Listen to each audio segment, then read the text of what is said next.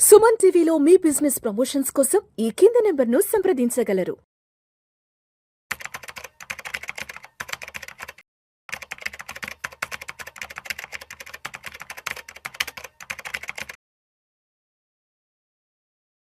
నమస్తే మాధవరెడ్డి గారు. నమస్తే అండి.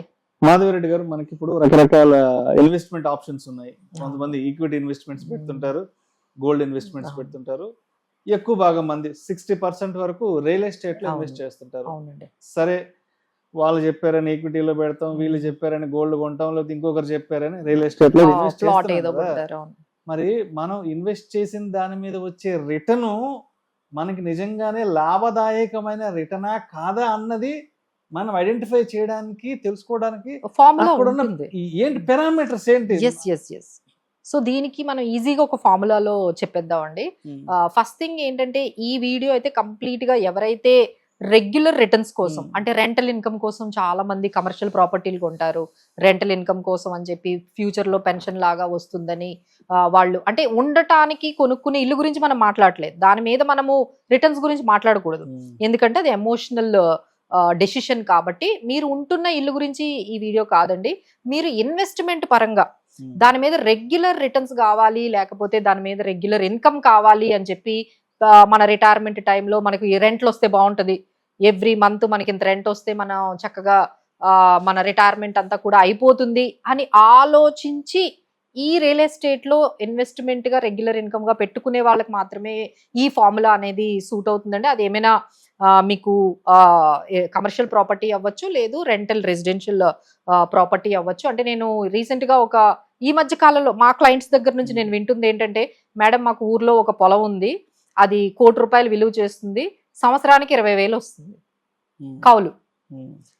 అసలు వాళ్ళకి అది ఇప్పుడు ఏం చేయాలో అర్థం కావట్లేదు. ₹1,00,00,000 విలువ మాత్రం, ₹1,00,00,000 విలువ ఉంటుంది, కానీ దాని కౌలు ఎంత వస్తుంది?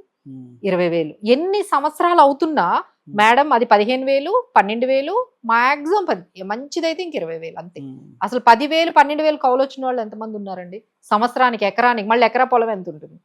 సో ఇలా ఇప్పుడు వాళ్ళకి ఏం చెయ్యాలో అర్థం కావట్లేదు, దాంట్లో నుంచి బయటికి రావాలా అనేది. సో దీనికి ఒక ఫార్ములా మనం చెప్తామండి. దీన్నే మనం regular income divided by me property purchase value వేసుకోండి. అంటే ఎగ్జాంపుల్ ఇక్కడ మనం చెప్పొచ్చు, ఒక 40,000 మీకు రెంట్ కానీ వచ్చింది అంటే, 40,000 అంటే మీకు సంవత్సరానికి 4,80,000. 4,80,000 మనకి 2 crores ప్రాపర్టీ వచ్చిందంటే, మీరు దాన్ని డివైడ్ చేసుకుంటే మీకు 2-3% మాత్రమే వస్తుందండి.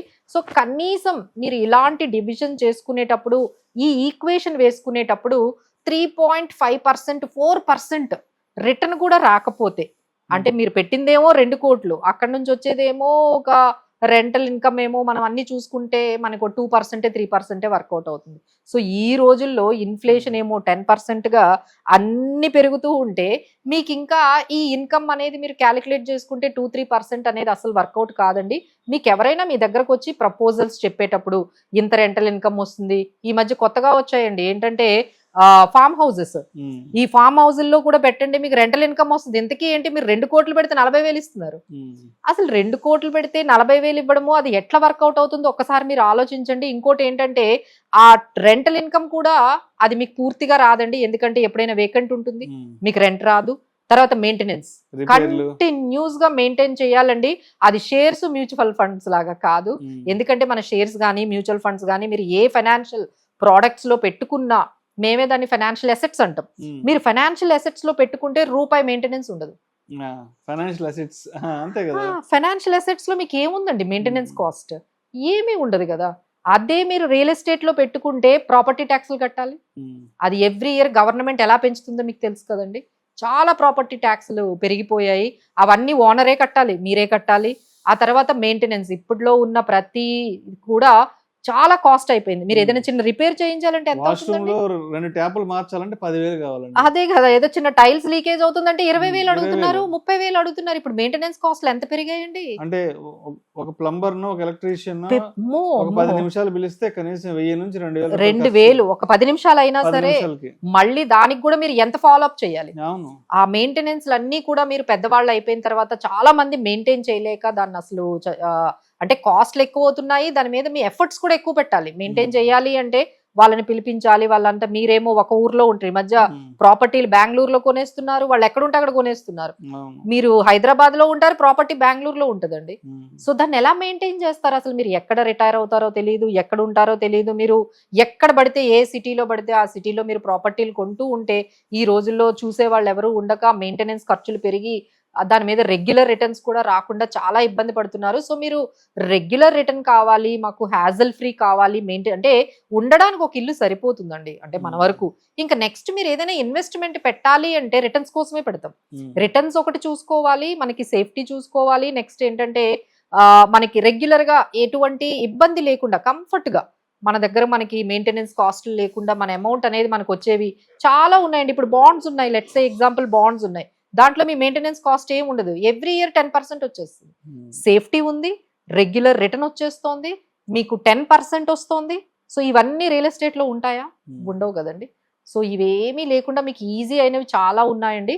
So don't go behind the real estate. More and more real estate అయితే యాడ్ చేసుకోకుండా చాలా మంది ప్లాట్లు కొంటారు, దాని మీద ఏమొస్తుంది? దాని మీద ఎటువంటి రిటర్న్ రావట్లేదు. అమ్మాలి అంటే అవసరమైనప్పుడు ఎవరు కొనేవాళ్ళు కూడా లేరు. సో ఇలాంటి ప్రాబ్లమ్స్ చాలా మంది ఇప్పుడు మా దగ్గర రియలైజ్ అయ్యారండి. రియలైజ్ అయ్యి మేడం ఈ ప్రాపర్టీని అమ్మేద్దాం అంటే ఎవరు అసలు కొనడానికి కూడా లేరు అంటున్నారు.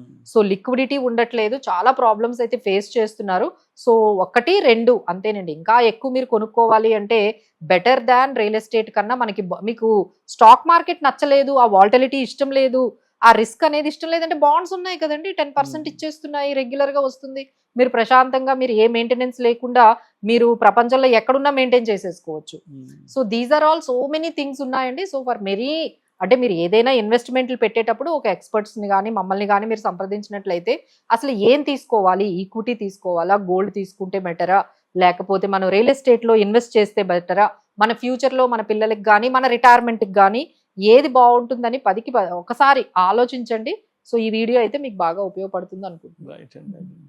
Thank you so much Madhavi గారు. Thank you.